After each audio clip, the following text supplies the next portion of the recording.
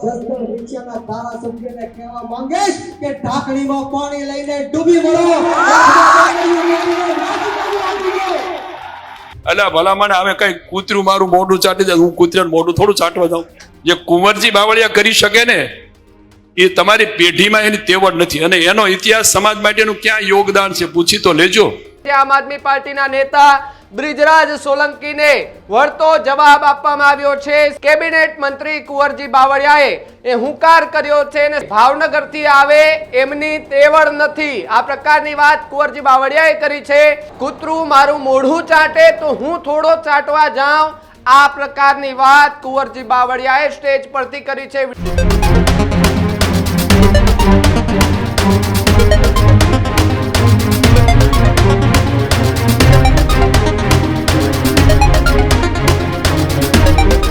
નમસ્કાર, આપ જોઈ રહ્યા છો ન્યૂઝ રૂમ અને આપની સાથે હું છું ભાવિક. ગુજરાતના રાજકારણને લઈ સૌથી મોટા સમાચાર સામે આવી રહ્યા છે કે જ્યાં ભાવનગરના જે બ્રિજરાજ સોલંકી છે તે લગભગ 2 થી 3 વખત કુંવરજી બાવળિયાના ગઢમાં સભાઓ ગજવી છે, રેલીઓ કાઢી છે, એમનો જન્મદિવસની ઉજવણી પણ ત્યાં કરી હતી અને કુંવરજી બાવળિયાને ચેલેન્જ પણ આપી હતી. જો કે સૌ કોઈની નજર કુંવરજી બાવળિયાના નિવેદન પર હતી અને હવે કુંવરજી બાવળિયા મેદાને આવ્યા છે અને બ્રિજરાજ સોલંકીને વળતો જવાબ આપ્યો છે. ગુજરાતના રાજકારણના સૌથી મોટા સમાચાર કે જે આમ આદમી પાર્ટીના નેતા બ્રિજરાજ સોલંકીને વળતો જવાબ આપવામાં આવ્યો છે. શિવરાજપુરની સભામાં એ પડકાર જે છે તે આપવામાં આવ્યો હતો, કુંવરજી બાવળિયાની સામે સવાલો ઉભા કરવામાં આવ્યા હતા. તો બીજી તરફ કેબિનેટ મંત્રી કુંવરજી બાવળિયાએ એ હુંકાર કર્યો છે અને સાથે જ બ્રિજરાજ સોલંકી પર ખૂબ મોટા આક્ષેપ કર્યા છે. ભાવનગરથી આવે એમની તેવડ નથી, આ પ્રકારની વાત કુંવરજી બાવળિયાએ કરી છે.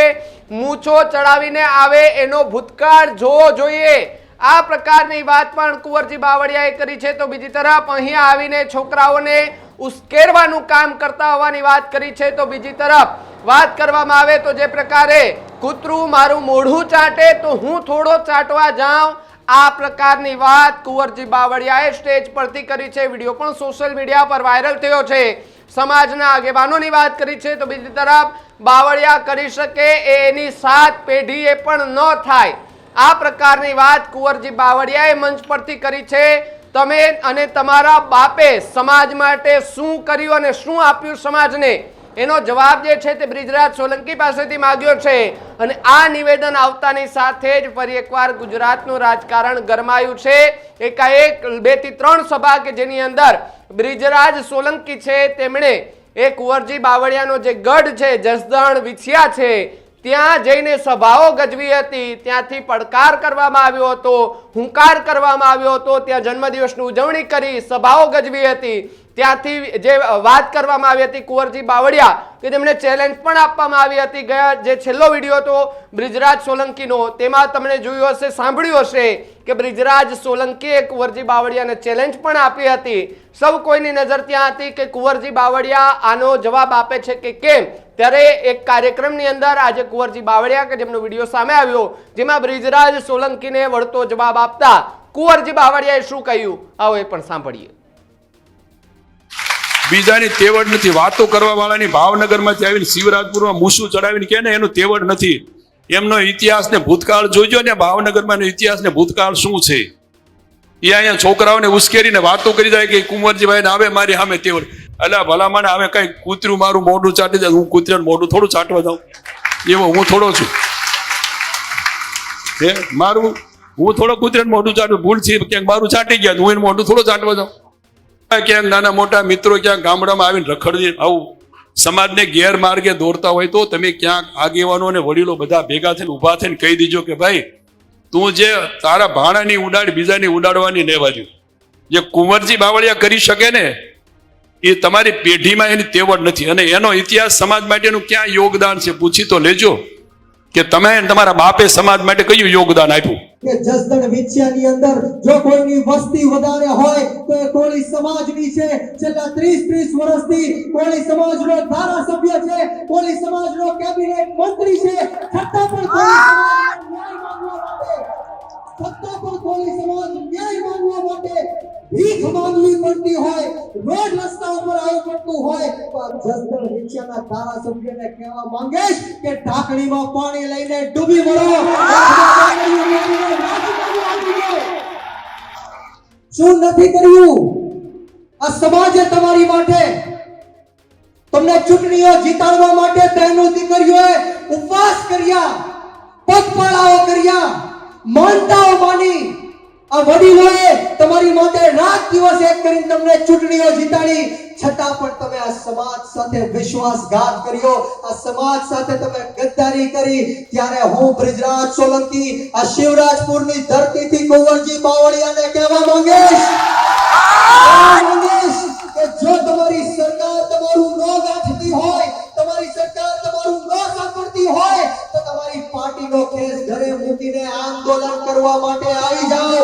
હું પાર્ટીનો કેસ ઘરે મૂકીને તમારી સાથે આંદોલન કરવા માટે તૈયાર છું. આ 92 જણા ઉપર જે ખોટા કેસો થયા છે, આ ઘનશ્યામભાઈ રાજપુરાના જે હત્યારાઓ છે એ ખુલ્લેઆમ ફરે છે. હું તમને વિશ્વાસ આપું છું કે જેટલા દિવસ કુંવરજી બાવળિયા આંદોલન કરશે એટલા દિવસ બ્રિજરાજ સોલંકી અન્નનો ત્યાગ કરશે. મિત્રો, તો જે પ્રમાણે વિસાવદરની ચૂંટણી જીત્યા બાદ આમ આદમી પાર્ટી એ ફરી ચર્ચામાં આવી છે ગુજરાતની અંદર, કારણ કે જ્યારથી ગોપાલ ઇટાલિયા જીત્યા છે ત્યારથી જ રાજ્યની અંદર આમ આદમી પાર્ટી ચર્ચામાં આવી છે. એમના નેતાઓ એ આક્રમક રીતે જોવા મળતા હોય છે, ચેલેન્જ આપવા ઉપર આવી જતા હોય છે. ચેલેન્જની રાજનીતિ જે છે તેમણે પણ જોર પકડ્યું હતું. મોરે મોરાની જે લડાઈ વચ્ચે આપણે જોયું હતું આમ આદમી પાર્ટી અને ભારતીય જનતા પાર્ટીના નેતાઓ વચ્ચેની, ફરી એકવાર એ જ પ્રકારનો એક વિવાદ. પરંતુ અહીંયા હવે ચેલેન્જની રાજનીતિ જે છે તે સામે આવી રહી છે. કુંવરજી બાવળિયાના ગઢમાં જઈને બ્રિજરાજ સોલંકી એમને હુંકાર કરે છે. લગભગ 2-3 એવી સભાઓ કરવામાં આવી છે બ્રિજરાજ દ્વારા કે જ્યાંથી એમણે હુંકાર કર્યો હતો, એમને ચેલેન્જ આપવામાં આવી હતી. પરંતુ એક એવી કહી શકાય કે એક કાર્યક્રમની અંદર કુંવરજી બાવળિયા જે છે તેમના વિરોધીઓને જવાબ આપે છે અને પડકાર ફેંકે છે કે તમે અને તમારા બાપે સમાજને શું આપ્યું અને સમાજ માટે શું કર્યું, એ પણ એનો જવાબ જે છે તે કુંવરજી બાવળિયા દ્વારા માંગવામાં આવ્યો છે. તો બીજી તરફ કૂતરું મારું મોઢું ચાટે તો હું થોડો કૂતરાનું મોઢું ચાટવા જાઉં, આ પ્રકારની વાત જે છે તે કુંવરજી બાવળિયાએ કરી છે. હવે સૌ કોઈની નજર એ બ્રિજરાજ સોલંકી છે તેમના નિવેદન પર છે, કારણ કે એમને વળતો જવાબ આપશે કે કેમ એના પર પણ સૌ કોઈ લોકો અત્યારે ચર્ચાઓ કરી રહ્યા છે. તો બીજી તરફ બાવળિયા જે છે તેમને લઈને અનેક એવા નિવેદનો એ ત્યાં જસદણ વિછિયામાં જે કાર્યક્રમો રાખવામાં આવતા હતા તેની અંદરથી જોવા મળતા હતા. તો બીજી તરફ વાત કરવામાં આવે તો આ આખી ઘટનાને લઈને ફરી એકવાર ગુજરાતનું રાજકારણ ગરમાયું છે અને જે પ્રકારે જે આખી ચર્ચાઓ થઈ અને સતત લગાતાર 4 થી 5 દિવસથી બ્રિજરાજ સોલંકી છે એ ચર્ચામાં છે, કારણ કે એ મંત્રી કુંવરજી બાવળિયા છે તેમની સામે સવાલો ઉભા કરતા હતા, એમને સવાલો કરતા હતા અને રાહ સૌ કોઈની હતી કે કુંવરજી બાવળિયા આ એમને વળતો જવાબ આપે છે, પ્રતિકાર આપે છે કે કેમ. આજે એક કાર્યક્રમની અંદરથી એક વિડીયો સામે આવ્યો અને જેની અંદર કુંવરજી બાવળિયાએ વળતો જવાબ આપી અને જે વિરોધીઓ છે તેમની ઉપર સવાલ કર્યા છે. હવે આખી જે ઘટના બની છે તેમાં સૌ કોઈની નજર એ બ્રિજરાજ સોલંકીના નિવેદન પર અટકી છે કે બ્રિજરાજ સોલંકી આના પર કઈ નિવેદન આપે છે કે કેમ. તમારું શું માનવું છે કમેન્ટમાં ખાસ લખજો.